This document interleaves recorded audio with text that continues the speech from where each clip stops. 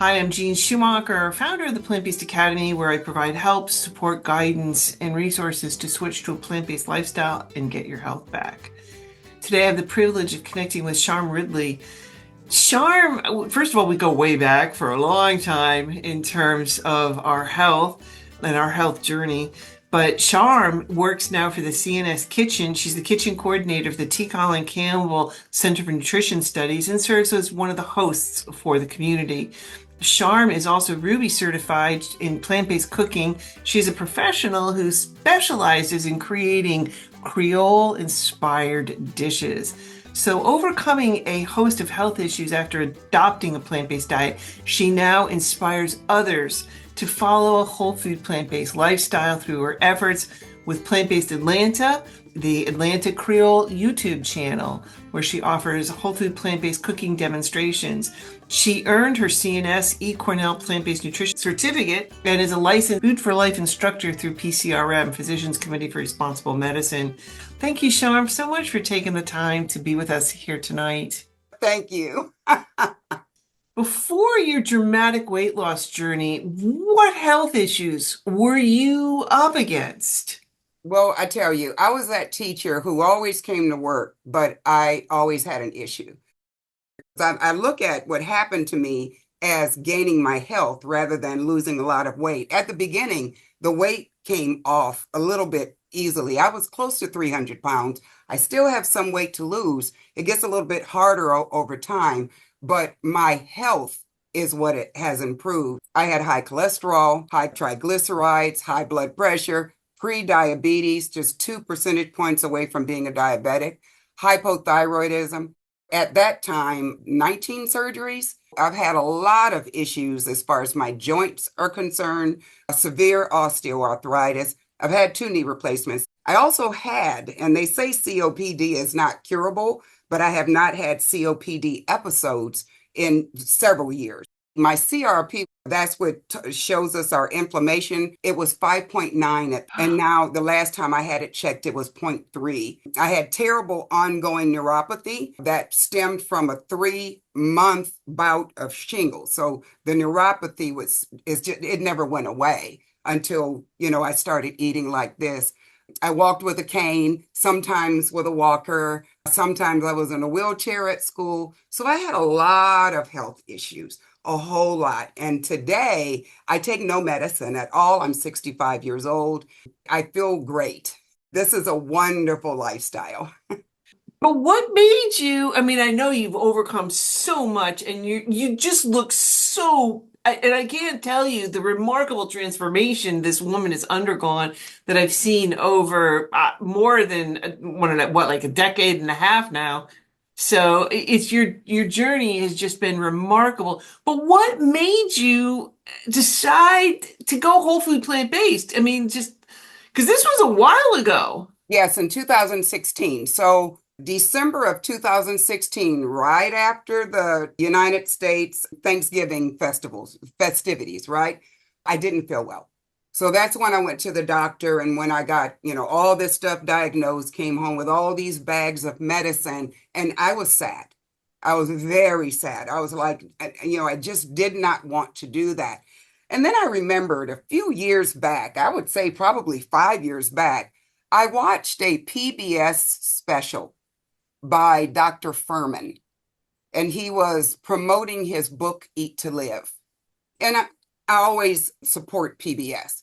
So I bought it, took all the stuff, took the book, took the box, put it in the corner, like, yeah, right, not going to eat meat, those people crazy. So, but, I supported PBS, but I put it away. And then I said to myself, he said the body could heal itself. That's what made me remember that. And then found the book, I read it, Eat to Live. That was the one that I actually read first. That's when I started researching. I watched Forks Over Knives. I started at that time reading the China study and then eventually finished reading that one. I also watched PlantPure Nation, which got me into the pods, which are now with the PCRM. So that's how I started with this. And when I found out following a whole food plant-based diet can reduce inflammation, which was what all of my issues were, I flipped the switch on the animal products right away. And, it took me a little while to get past the oil, and the junk food vegan and all of that. But the animal products, it did not take me long to stop that. And I started healing. Amazing. And it truly is a journey as we progress and go along, because I know in the beginning, like, what? No meat? What? No oil? No dairy? No cheese? Oh, no cheese. Ooh, that's a big one. Yeah, no, so well done to you, and especially for following up on the research, because back in that day there still wasn't a whole lot out there. What are some of your favorite dishes? Well, some of my favorites, and the reason that I use the name Atlanta Creole, I live in the Atlanta area and I'm of Creole heritage. So those are the kinds of foods that I love to make. But if I had to pick one food that I like probably more than everything is potatoes. And let me tell you what I do with my potatoes. I love my Instant Pot. I'll take enough potatoes that I think I'm going to eat on for about 3 days. And then I put them in my Instant Pot, almost like baked potatoes. Take those out, cool them, put them in the refrigerator, skin on.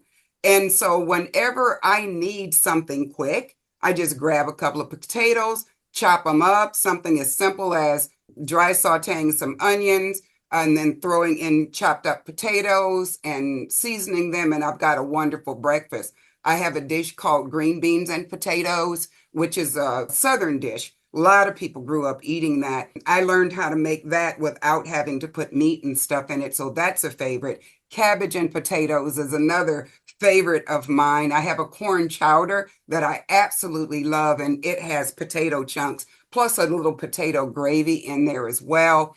I also like tofu and potatoes, and just like a scramble type of thing. My other favorite dish is okra. The way that I make it is sort of like an okra gumbo, where it makes an okra gravy. The okra turns into a gravy. You eat that over rice or over potatoes, and that's also one of my favorites. So if I had to pick two favorite foods, it would be potatoes in a number of different ways, but especially starting with my Instant Pot potatoes and then okra. Absolutely love okra. I just love it because it's not something you find up here in the north that much. You really have to hunt down okra to find it up here. I tried my hand at gardening at the beginning of the pandemic, and I actually grew some okra in my backyard here in Georgia. At first I didn't think it was going to work, and I tell you that whole summer, and that was last summer when I did that, I fed myself okra every single week. That was the most fulfilling thing in the world, to make my favorite food in my own backyard. Yeah, absolutely. And just circling back around to the potatoes, cooking it in the Instant Pot, one of the benefits of that is when you cook it in the Instant Pot, you cool it down and then it goes into the fridge. Now it becomes resistant starch. Resistant starch, exactly. And if, for those of you who are not familiar with what that is, it almost, in a way, makes it act a little bit like fiber. And so you don't absorb as much of that at the what do you call it, the glycemic value of it, as much as you would if you just were to eat it hot. So yes, I'm very aware of that, and that's what made me start doing that. And then I realized how convenient it was to have my potatoes there anytime I wanted them. No, and I call it the potato hour because when you get those hangries about 3 o'clock in the afternoon, especially when teaching, and I had to, after school, if you didn't have any place to go, you went to the library and hung out. And I'm like, find something to do, find something to do. That was my job for an hour and a half, was to go around. And so I would bring my dish and I would have it heating up. I'd put it in my mini hot logic and have my potatoes heating up. And I'd put a little bit of some sauce on top of it. And boy, you could smell that all over the library. And the kids kept going up, hey, what's that? Nope, mine. Nope, nope, nope. And so, yeah, no, the potato hour is a real thing. And so eating and having those potatoes ready to roll is the best. And they are so satiating. And that's what I love about them. It stops you from snacking all the time. Sometimes something as simple as putting a little Tony Chachere's on it and just eating the potato like that is just wonderful. And that's a Creole seasoning, Tony Chachere's. Well, that you have your Creole. Mine is called Bear Bear, and Mhm. it's a I it's love that too. oh, that's the best. Oh my gosh. Oh my gosh. So, yeah. So what are some other favorite dishes of you? You know, what are some Creole dishes? I mean, I've never really had Creole food. Tell us, what does that I mean? but it's more like the southern food of Louisiana. I have learned to make a plant-based jambalaya, which is kind of like I don't know how to almost like some people might compare it to a pilaf, maybe, Mm. because it's a rice dish and you put all kinds of vegetables in it. I make mine with soy curls, which is really fun. And so it's a one meal, one dish, one pot meal. So that's one of my favorite. Louisiana red beans and rice. Oh my goodness, yes. And I've learned to embrace my Instant Pot, you making my beans, because before I didn't. I always did it on the stove because I cook it in a way that makes the beans create this creamy little like gravy type thing. When I finally started sautéing my mirepoix in the Instant Pot, I was able to just throw the beans in there after I wash them and soak them for a while.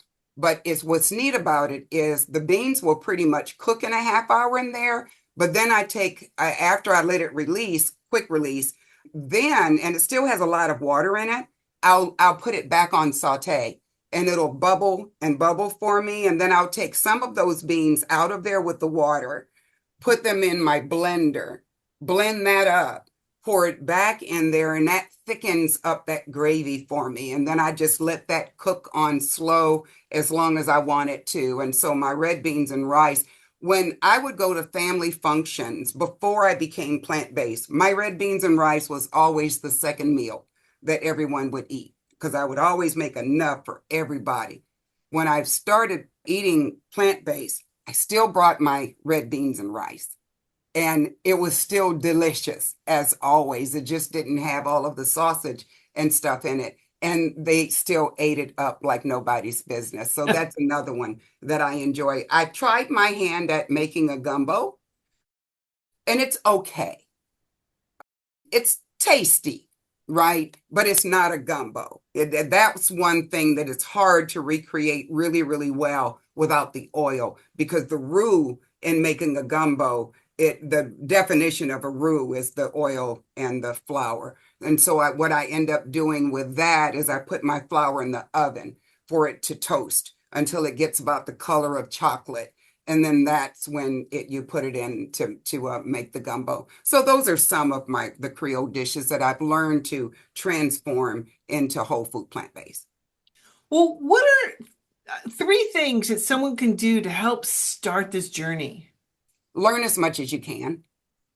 Like with me, I started studying, I started researching, I started learning as much as I could about what this is. And so once you decide that this is what you want to do, look at some documentaries, read some books, get to some whatever kind of resources you can find that can help you learn more about this and learn about the food too when you're doing that particular research. Learn, what are some grains, what some fruits and vegetables and so on. So that's one thing. Learn as much as you can about plant-based nutrition and about the plant-based world.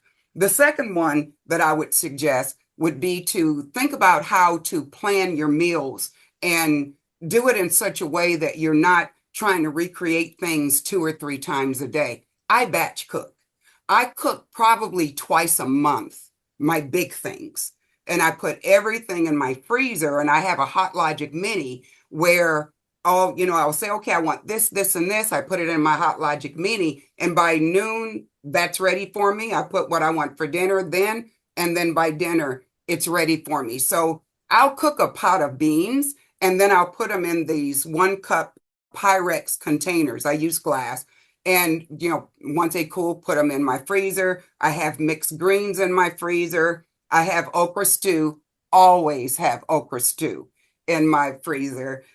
I love it when I make a big pot of that.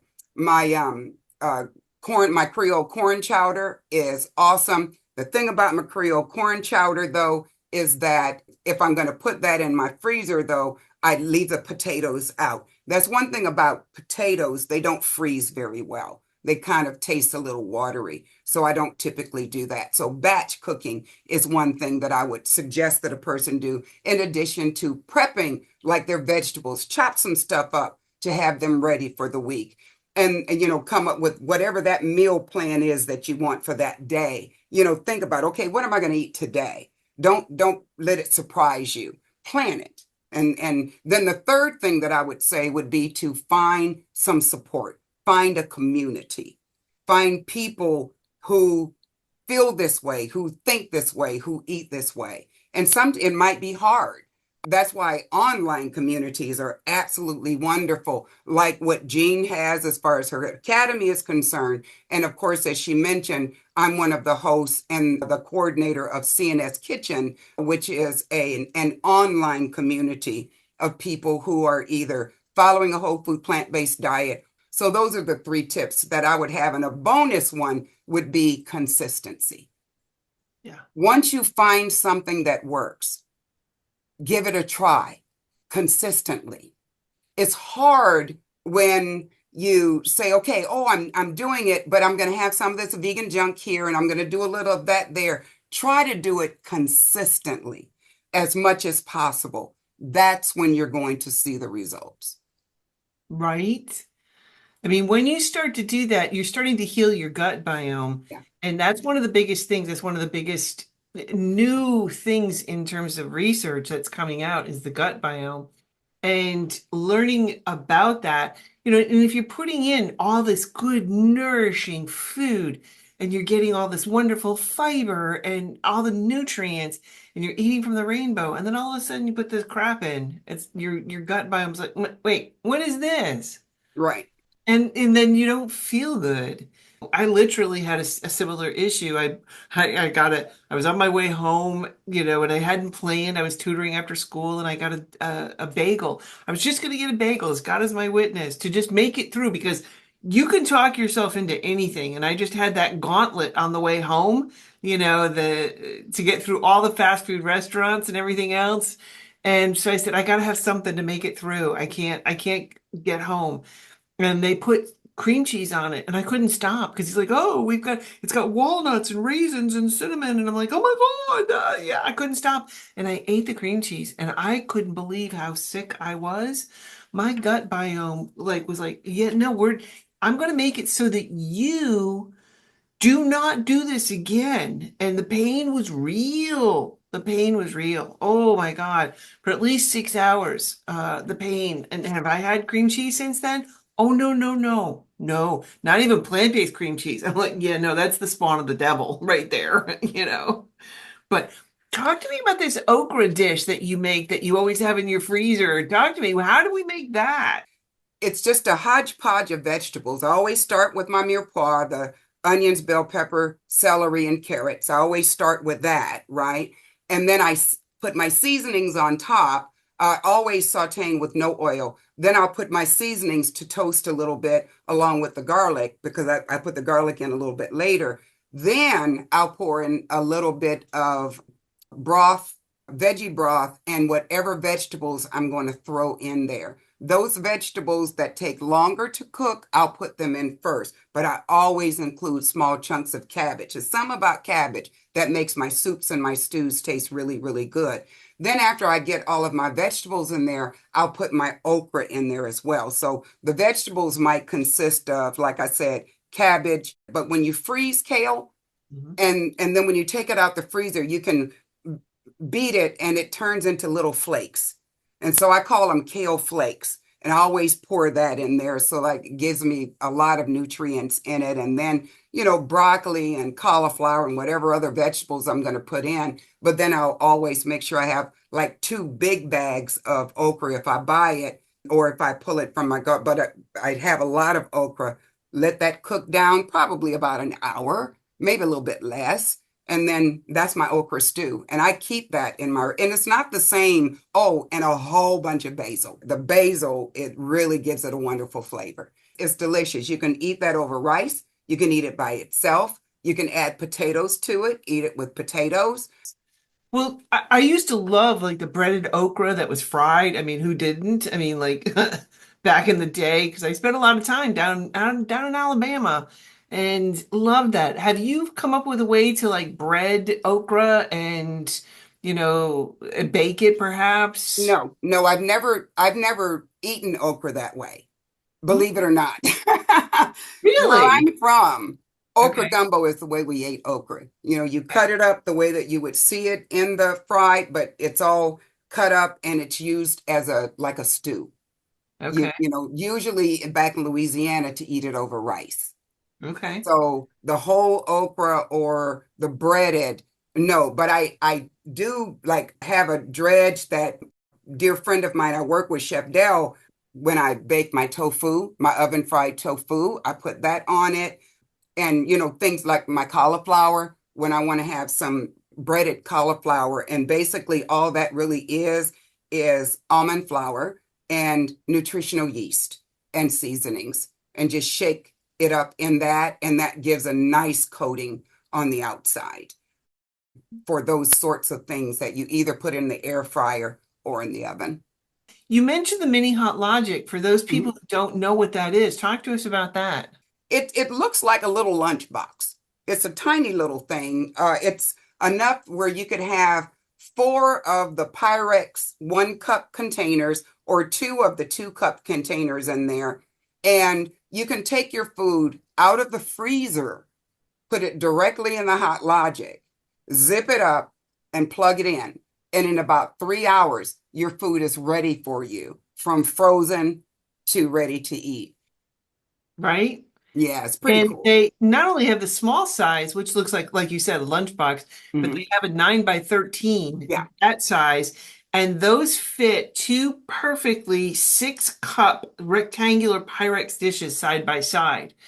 Those are great. The mini hot logic, I can't say enough about that.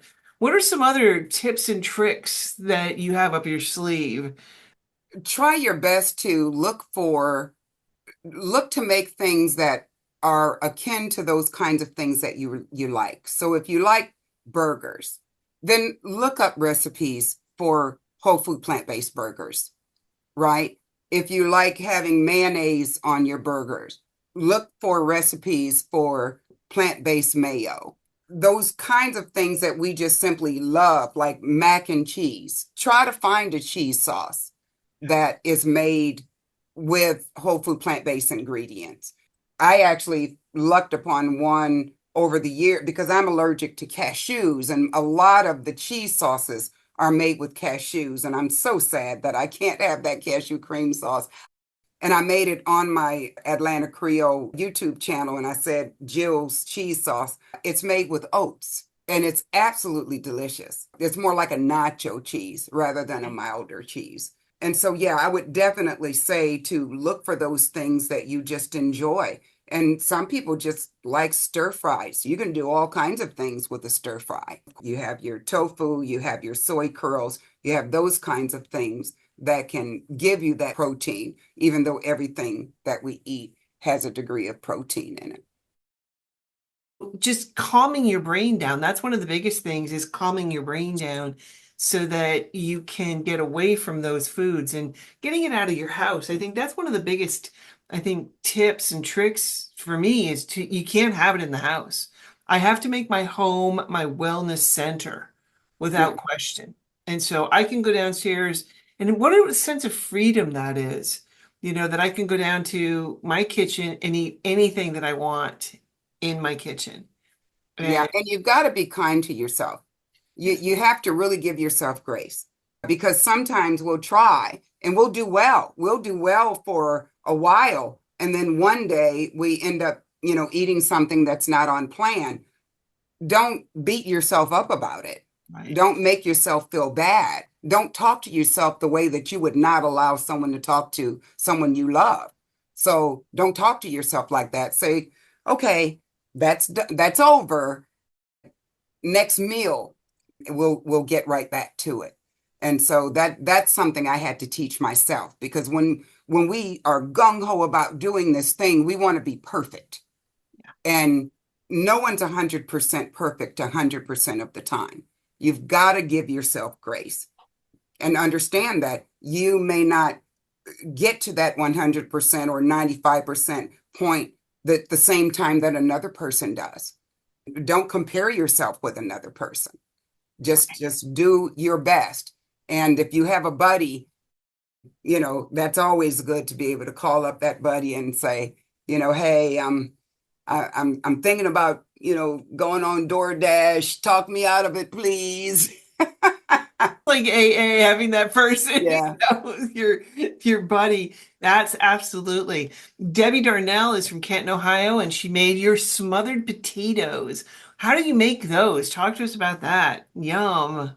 When they say smothered potatoes, people think, what are you smothering it with? But in Louisiana, smothered potatoes is more or less it's a way of cooking, like broiling or baking. Smothering is just a way of cooking, and it's just basically starting with a really hot skillet. Always I start with my mirepoix, and then I'll throw my potatoes on there, stir it around, not really continuously, but enough, and then put the top on it and turn the fire down and let it, what we call, smother, right? And then once it does it for about 10 minutes, take the top off, stir it around some more, put the top back on, and let it smother. And what it ends up doing is it ends up forming a little bit of not really a gravy, but a slight sauce over the potatoes. And of course, there's got a little broth that you put before you put, I didn't mention that. So, your mirepoix and so on, then a little bit of broth, maybe a little bit less than a quarter of a cup if I'm going to be doing about 3 potatoes, and just let it smother until it's fork tender. Those are absolutely wonderful to have as a side dish or as a main dish. Nice. Yum. Yeah. We have Roxy from Dallas, Texas, and she's hoping she can reverse pre-diabetes and high triglycerides, which is what you did. You did it. The pre-diabetes and the diabetes, guys, that's one of those things that happens fast. Like I'm saying, fast. When you're told by a doctor that you have diabetes and you're going to have it all your life, I understand what the doctor is saying, because if you go back to the way that you were eating, those numbers are going to come back. So you haven't cured yourself, but if you continue to eat this way, you have managed it in a way that you never have to deal with the ill effects of it again. My A1C typically ranges around 5.4, 5.5, 5.6, and it was 6.3 when I first started this. You never got past the diabetes level, which is 6.5, but I make sure, I check it every time, and mine stays pretty nice. But if it is a person who has diabetes, this way of eating, and I'm not saying that it'll take a long time. You could bring down your A1C in a matter of months. That's why it's so important to work with your doctor to make sure that you can look at those levels of what your blood glucose is, because it could happen where it goes too low. And so it's so important to work with your doctor, but this will bring that down fast. I don't know what it is about diabetes, but this works exceptionally fast. For the diabetes, you're dealing with the fat. It's Yeah. the fat that's in your cell that's Right. blocking the ability for the sugar and the insulin to get into the cell. And as soon as you go on a plant-based diet, which is typically, okay, you've got some things, very few things in the plant-based worlds that are high in fat, like avocados, olives, things like that, coconut. There's very few things, nuts, very few things that are high caloric density in terms of fat. So staying away from those and going on a low caloric density, plant-based diet. And we're talking type 2 diabetes. Type 1's a whole different thing. I'm All talking about different. type 2 diabetes. Nelson Campbell and his wife Kim, they hosted a 10-day retreat. Yeah. 10 days. And they had 6 people that were type 2 diabetics. Some of them had been on injecting insulin for years and years and years. And in 10 days, I think almost all of them got off their medications except one who was dramatically reduced. That's in 10 days. That's incredible. I know. And that's one of the things when you are diabetic and you start this lifestyle, you really, really need to dial down your medications. You've got to be monitoring your blood sugar levels. and then have your doctor on speed dial, you know. Absolutely. How can I, you know, how can I adjust this medication, that kind of thing. So, One thing that I do want to caution, especially if it's someone who has weight to lose, if you are new at this, if you're brand new at whole food plant-based eating, you are going to lose some weight. You're going to lose weight initially. And depending on how much you have to lose, you're going to do pretty well. Initially, I went from, it was close to 300 pounds down to about 250-ish, 240-ish, like within 6 months. It was really fast. After that, I had to work on it. So yeah, you know, I've had several doctors to tell me I have a condition called weight loss resistance, whatever that means. It's a combination of a sluggish thyroid. So I do have to work on it. And then that's when you determine what it is that works well with your body. I don't do very well with processed breads and things like that. I know this about myself. Someone else might be able to. It's the processed flours that sort of get in my way. So I have quinoa, and sometimes I'll make like my quinoa flatbread, and that I typically use if I want a sandwich. And that's so easy to make. And let me tell y'all about that one right quick, if I ooh, may. yeah, no, It's go, really, girl. really easy. Quinoa flatbread, I take a cup of quinoa and about 3/4 of a cup of water. I rinse the quinoa very, very well, and then put that in my blender and the water. Blend that up, and it's probably about the consistency of pancake batter. Pop it in the oven for about 30 minutes, a little bit less than 30 minutes. I can usually see it and tell when it's done. And then those are my slices of bread. And they work beautifully. You can do the same thing with, if you blend up some oats and less water though. Same thing. Pour those in there. And you can also put it on parchment paper and just pour a little bit on each, like you're doing pancakes. And on a cookie sheet, pop that in the oven. I do mine in the oven rather than trying to do it in the skillet. Pop that in the oven, and then I'll take the whole parchment paper, flip the whole thing around, put it in there a little longer, and I've got flatbread. So, but each person has to determine and learn. You've got to learn yourself. Yes. We're all a study of one. What works for one person doesn't work for another.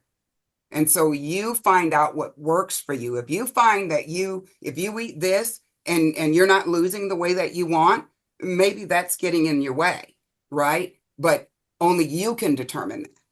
It's not for someone else to determine for you. You have so many resources, and you're doing amazing things. You and Dell, you guys are working together beautifully and doing some amazing things at the CNS Kitchens. So well done to you. And I always knew you were going places, girlfriend. I knew you were. Here you are, you know, just continuing on. So thank you so much for taking the time to be with me here tonight and with everybody else. Thank you for your time. I'm very grateful for it, and tuning in to hear this amazing woman. So thank you. Thank you for having me.